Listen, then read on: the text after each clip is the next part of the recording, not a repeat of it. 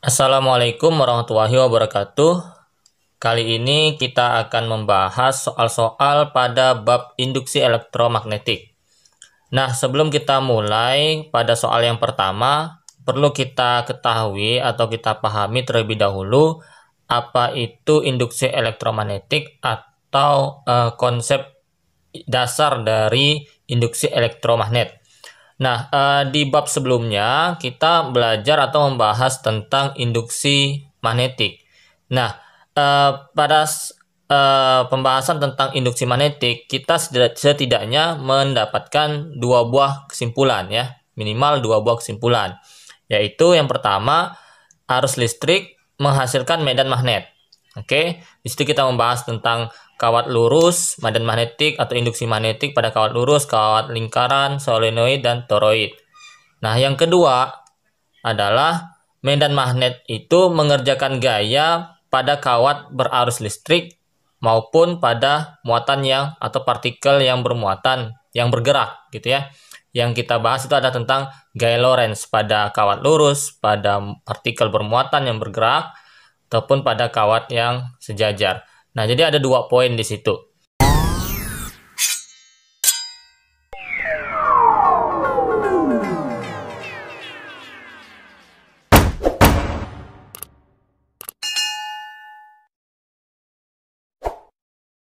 Jika arus listrik dapat menghasilkan medan magnetik, apakah berlaku sebaliknya, yaitu medan magnet dapat memunculkan arus listrik?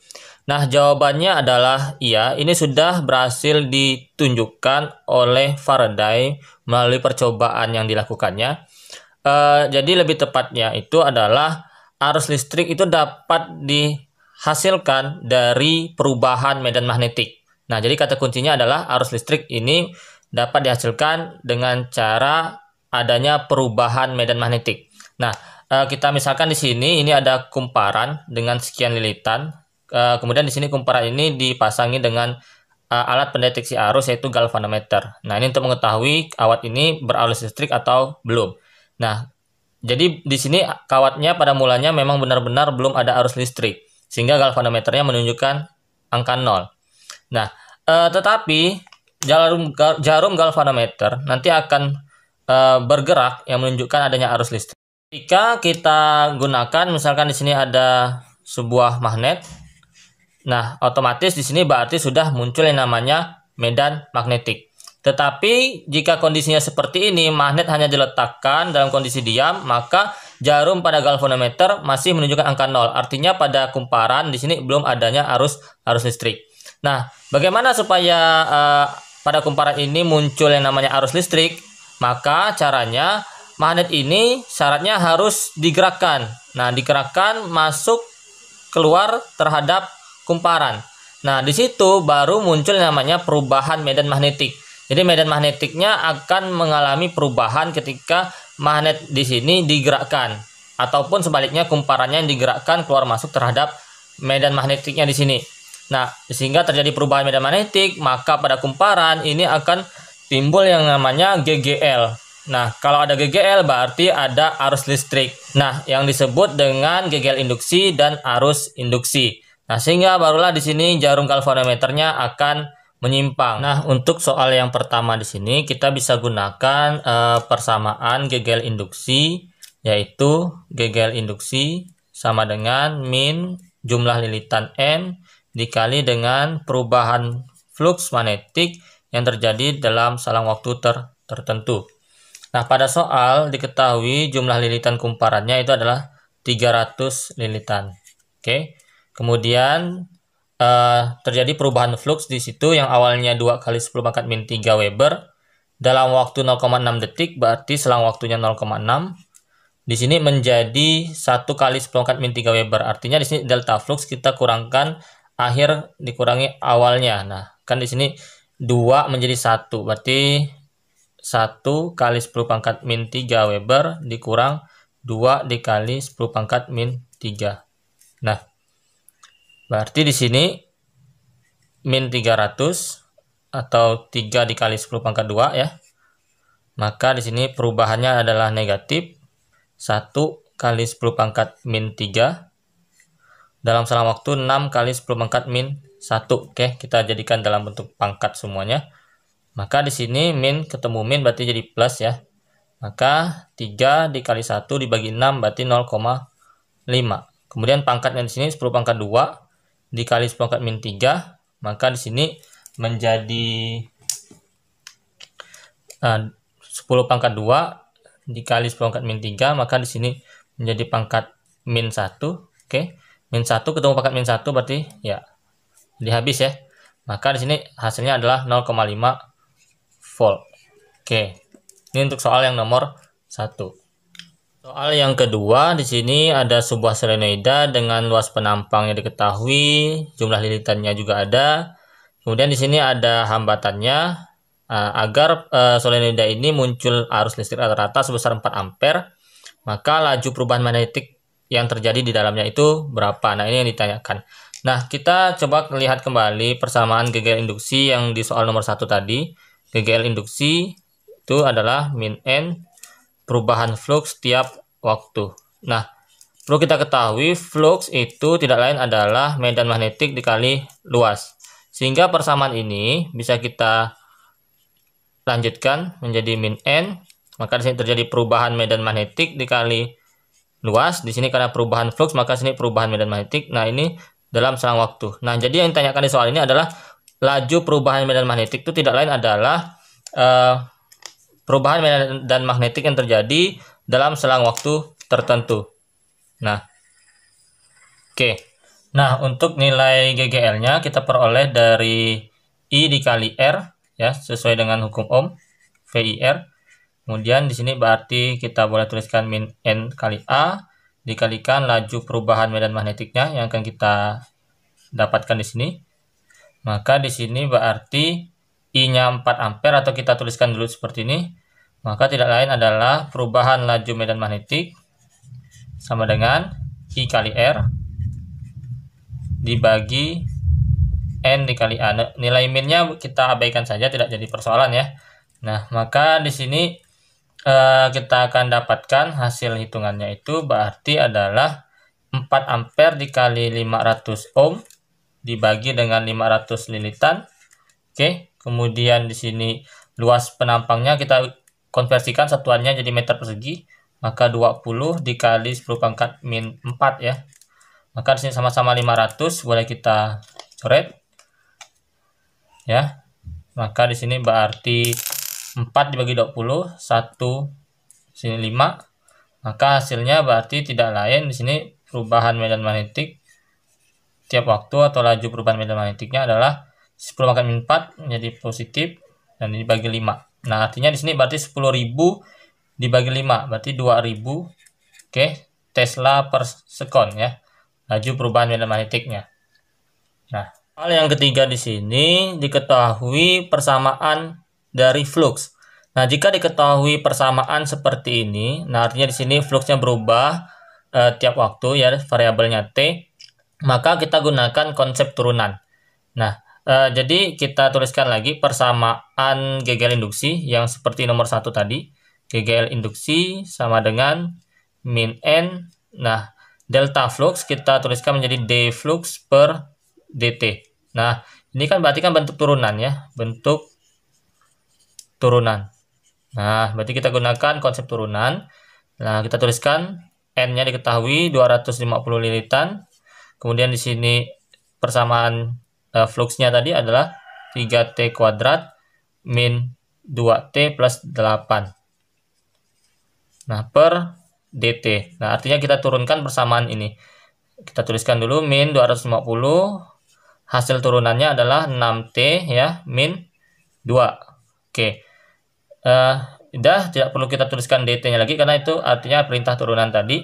Selanjutnya GGL induksi pada saat T 0,5 detik atau 0,5 sekon. Artinya gini, kita substitusikan nilai T-nya sekarang. Jadi nilai T-nya tadi jangan disubstitusikan di awal, tapi disubstitusikan di akhir setelah persamaannya diturunkan. Maka menjadi min 250 kali 6 dikali 0,5 dikurang 2. Berarti min 250.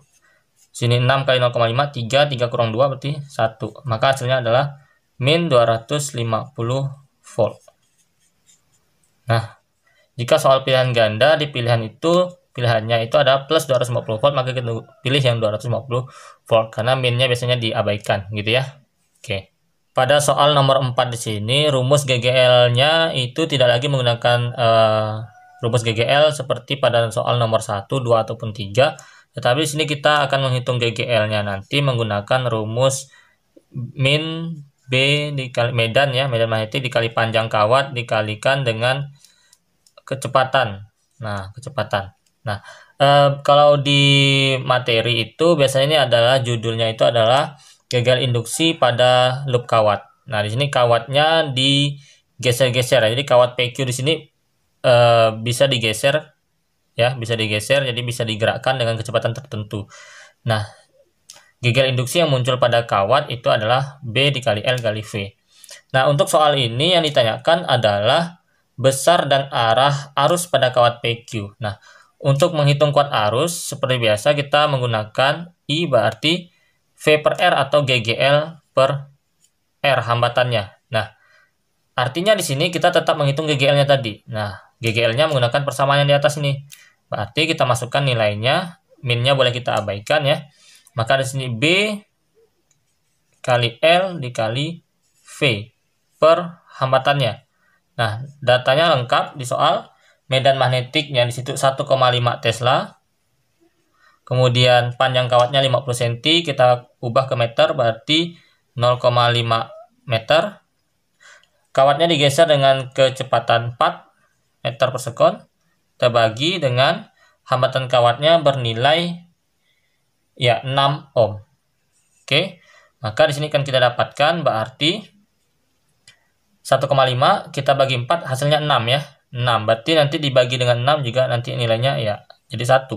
Maka di sini berarti hasilnya adalah arus pada kawat PQ nilainya 0,5 ampere. Nah, itu nilainya. Nah, bagaimana dengan menentukan arahnya di sini? Nah, untuk arahnya kita menggunakan kaidah tangan kanan kembali, di mana di sini V kecepatan kita gunakan jempol, V-nya ini jempol.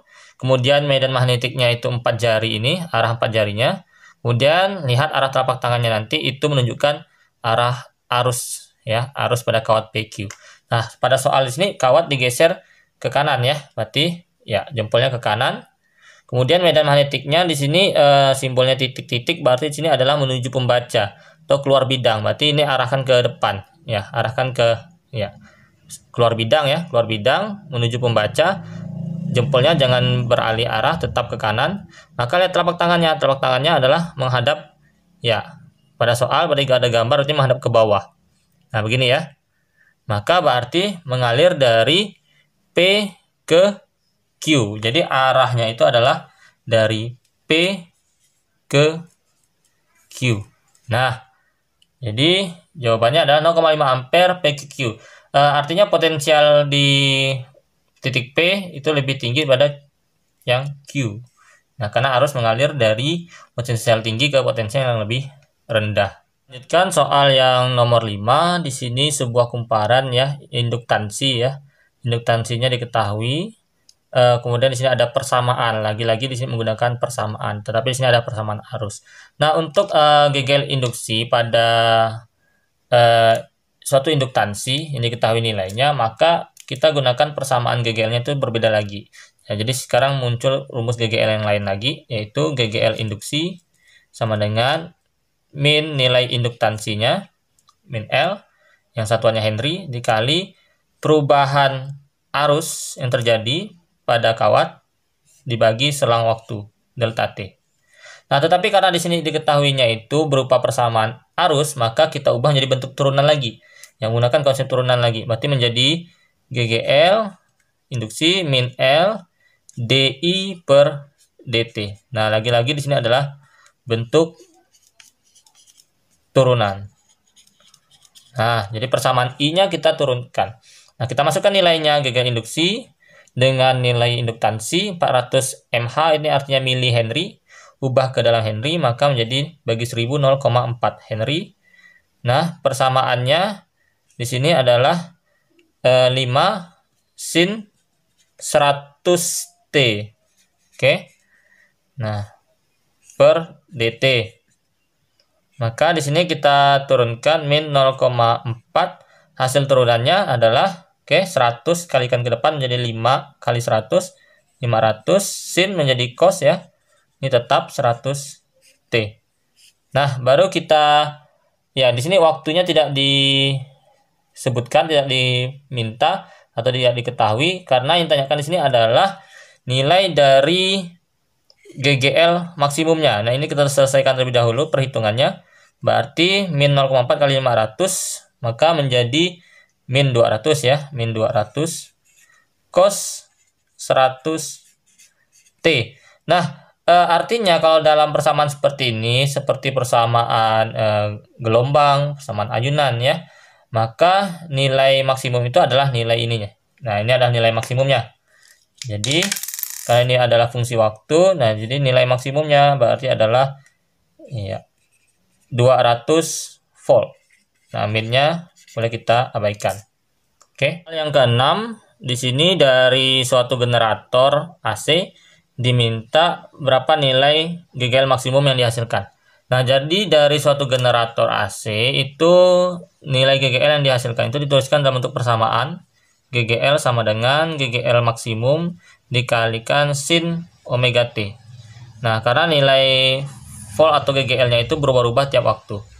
Nah, kemudian nilai GGL maksimum di sini bisa kita hitung dengan rumus GGL maksimum sama dengan jumlah lilitan dikalikan medan magnetik kali luas dikalikan kecepatan sudutnya, kecepatan putar ya. Maka kita masukkan nilainya pada soal, N-nya 100 lilitan, kemudian medannya 0,2, luasnya 200, kita ubah ke meter, berarti 200 kali 10 pangkat min 4. Nah, nilai kecepatan sudutnya tidak diketahui, berarti kita gunakan rumus 2πf karena frekuensinya diketahui ya. Nah, kita lanjutkan, berarti di sini 10 pangkat 2 dikali ya 0,2 atau 2 kali 10 pangkat min 1. Di sini berarti ini jadi 2 kali 10 pangkat 2, maka di sini jadi 2 kali 10 pangkat min 2 ya. Maka di sini 2π frekuensinya masukkan nilainya 50 Hz. Nah, artinya di sini berarti 10 pangkat 2 ketemu min 2 ya. Jadi 1. Maka sih 4 dikali 10 pangkat min 1. Oke. Sini 2π kali 50 berarti 100π. Nah, di sini berarti menjadi 400π dikali 10 pangkat min 1. Nah, berarti sini karena min 1 ini ada 400 berarti jadi 40 ya. 40π. Nah, pi-nya kita biarkan saja. Kalau mau diubah nilainya 22/7 atau 3,14. Oke. Satuannya adalah volt. Hal yang ketujuh di sini adalah tentang transformator. Nah, perlu kita ketahui konsep dari transformator itu adalah mengubah nilai tegangan. Jadi bisa menaikkan tegangan step up jenisnya, bisa menurunkan tegangan step down dengan cara mengubah nilai tegangan primer ataupun di sekundernya. Nah, jika ingin menaikkan tegangan, maka di sekunder jumlah lilitannya harus lebih banyak dibandingkan yang di primer. Sedangkan untuk menurunkan tegangan, berarti lilitan di sekundernya jumlahnya harus lebih sedikit dibandingkan dengan yang di primer. Jadi di sini pada soal diketahui di sini ini adalah trafo step down. Kenapa? Karena tegangan 200 menjadi 100, berarti tegangannya turun ya. Jadi di sini kalau kita tuliskan di sini atau kita gambarkan, jenisnya itu adalah step down. Nah, kalau ini primer, maka ini sekunder. Jumlah lilitannya jadi lebih sedikit. Jadi inputnya itu 200 volt. Berarti ini adalah V primernya. Oke, V primernya. Maka di sini V sekundernya keluarannya ada 100 volt. Efisiensinya diketahui 50%. Nah, jadi nilai efisiensinya 50%. Kemudian di sini pada kumparan sekunder itu dihubungkan dengan lampu yang spesifikasinya itu 100 watt per 200 volt. Nah, kalau kita lihat di sini, ini kan spesifikasi dari lampunya. Lampunya ini berarti mempunyai tegangan maksimum 200 volt. Tetapi kan tadi sudah dijelaskan bahwa dari transformator di sini, sekundernya itu 100 volt ya, sekundernya 100 volt. Berarti tetap nilai V sekundernya 100 volt. Cuman di sini daya sekundernya, jadi lampunya di sini dipasang dengan trafo sekunder yang 100 volt, berarti daya pada lampu itu tidak maksimum. Karena lampu ini akan maksimum kalau dikenai tegangan 200 volt. Karena cuma 100 volt dari sekunder, ya paham ya maksudnya, maka daya sekundernya bukan 100 watt. Nah, jadi kita cari dulu. Maka daya sekundernya kita bandingkan nilai P dengan V itu kan berbanding lurus kuadrat ya. Nah, didapat dari persamaan P sama dengan V kuadrat dikali P sama dengan V kuadrat dibagi R ya. Oke. Maka di sini berarti P-nya itu kita bandingkan anggaplah P awal per P2 di sini V1 kuadrat per V2 kuadrat. Maka berarti di sini dayanya ini yang maksimumnya 100 watt ini karena dikenai dengan tegangan sekunder yang cuma 100 volt. Berarti hasilnya berapa? Nah, kita hitung di sini. Kuadrat ya, boleh kita sederhanakan, ini 1, ini 2. Berarti di sini kalikan silang ya, ini 100 per P2 sama dengan 4 per 1. Berarti iya. P sekunder yang sesungguhnya di sini adalah iya, 25 watt, 25 watt. Oke. Nah, berarti kita masukkan ke persamaan efisiensi yaitu kita lanjutkan di sebelah sini ya. Maka persamaan efisiensinya kita gunakan warna merah. Persamaan efisiensi sama dengan perbandingan daya sekunder yang dihasilkan dengan daya primer inputnya kali 100%. Sehingga di sini kita dapatkan daya primernya. Karena di sini 50% berarti 0,5 sama dengan daya sekundernya tadi 25 watt per primer dikali ya 1 ya, berarti ya 100%. Maka di sini dapat kita peroleh daya primernya itu adalah 25 per 0,5. Dibagi ya jadinya 25 per 0,5, maka tidak lain adalah 50 watt. Nah, 50 watt primernya. Tetapi yang ditanyakan di soal di situ kan adalah arus kumparan primernya. Nah, karena di sini ada V tegangan di primer, berarti kita bisa dapatkan itu karena P sama dengan I kali V ya kan. Berarti di sini tidak lain adalah I sama dengan P per V. Nah, P per V. Berarti 50 watt dibagi dengan V-nya 200. Nah, berarti berapa hasilnya? Nah, berarti kita ya ambil sedikit bagiannya di sini ya. 1/4. 1/4 ampere. Oke. Bisa ya?